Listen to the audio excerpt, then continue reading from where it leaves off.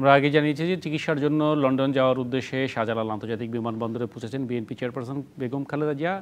এই বিষয়ে আরও জানার জন্য আমাদের সহকর্মী ইকবাল অনেক যুক্ত হচ্ছেন।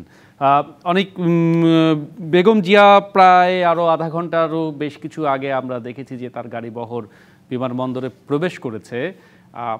কখন নাগাদ ফ্লাইটটি ছেড়ে যাবে কিংবা ছেড়ে গেছে কিনা এরকম সবশেষ তথ্য যদি থাকে আপনার কাছে, এবং বিমানবন্দরের চারপাশের যে পরিস্থিতি নেতাকর্মীদের সব কিছু জানতে চাই আপনার মাধ্যমে।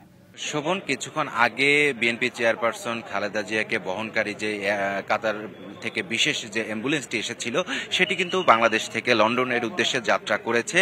এই অল্প কিছুক্ষণ আগেই সেটি যাত্রা করেছে। আর প্রায় 30 মিনিট আগে কিন্তু শাহজালাল আন্তর্জাতিক বিমানবন্দরের 8 নম্বর গেট দিয়ে তার গাড়িবহর কিন্তু ভিতরে প্রবেশ করে।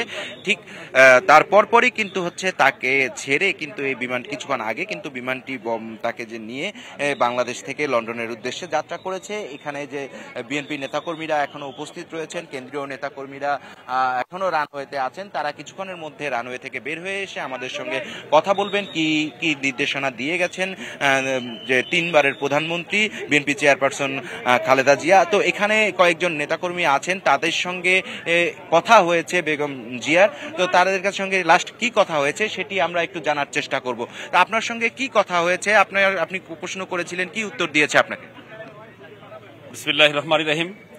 আমি নুরুল হক তালুকদার ইমরান, সদস্য নেত্রকোনা জেলা বিএনপি। আমরা অত্যন্ত আনন্দিত, আমাদের প্রাণের স্পন্দন। আপনার সঙ্গে কি কথা হয়েছে?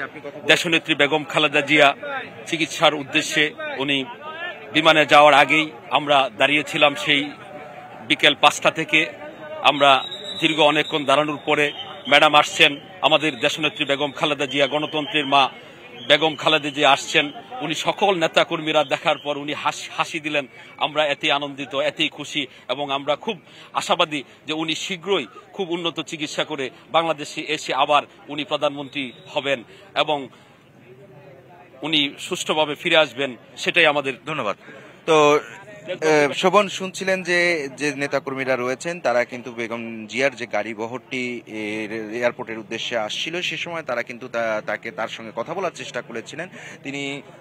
তারা যেটি জানাচ্ছিলেন যে তারা হাসি মুখে তাদেরকে হাত নেড়ে কথা বলেছেন, হাত নেড়েছেন, যেটিতেই তারা আনন্দিত এবং উচ্ছ্বসিত। তাদের যে দীর্ঘ সময়ের যে আন্দোলন সংগ্রাম, তারা যে আন্দোলন করেছিলেন যে তাদের দলের চেয়ারপারসন এবং 3 বারের সাবেক প্রধানমন্ত্রী, তার যে উন্নত চিকিৎসার জন্য যে ফ্যাসিস্ট আওয়ামী লীগ সরকার তাকে বারবার তারা উন্নত চিকিৎসার জন্য দেশের বাইরে নিয়ে যাওয়ার চেষ্টা করলেও তাকে কিন্তু প্রতিহত করেছেন। প্রতি মুহূর্তেই যখনই তারা আবেদন করেছেন, তার পরিবারের লোকজন সেখানে যেভাবেই আবেদন করেছেন না কেন, তাকে উন্নত চিকিৎসার জন্য দেশের বাইরে যাওয়ার জন্য প্রতিনিয়তই বাধার সৃষ্টি করেছিলেন।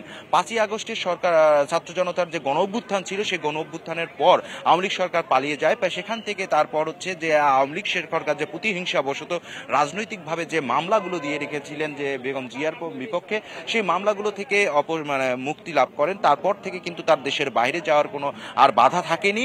পরবর্তীতে চিকিৎসকরা তার আজকের দিনটি নির্ধারণ করেছিলেন যে তার উন্নত চিকিৎসার জন্য তিনি কিন্তু আজকে কিন্তু দেশের বাইরে চলে গেলেন লন্ডনে।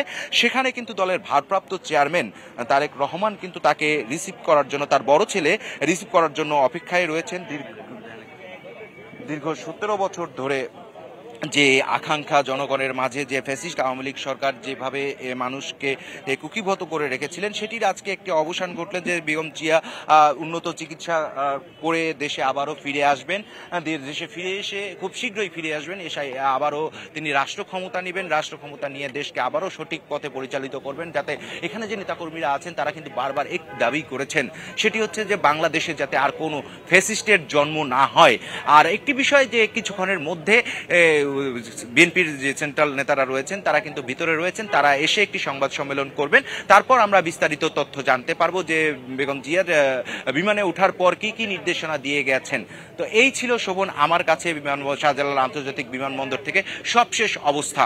অনেক ধন্যবাদ। আবারও নিশ্চয়ই ফিরবো আপনার কাছে, এবং বেগম খালেদা জিয়া কিছুক্ষণ আগে তাকে বহন করা যে এয়ার অ্যাম্বুলেন্স সেটি বাংলাদেশ ছেড়ে চলে গেছে সেটি আমরা জানলাম।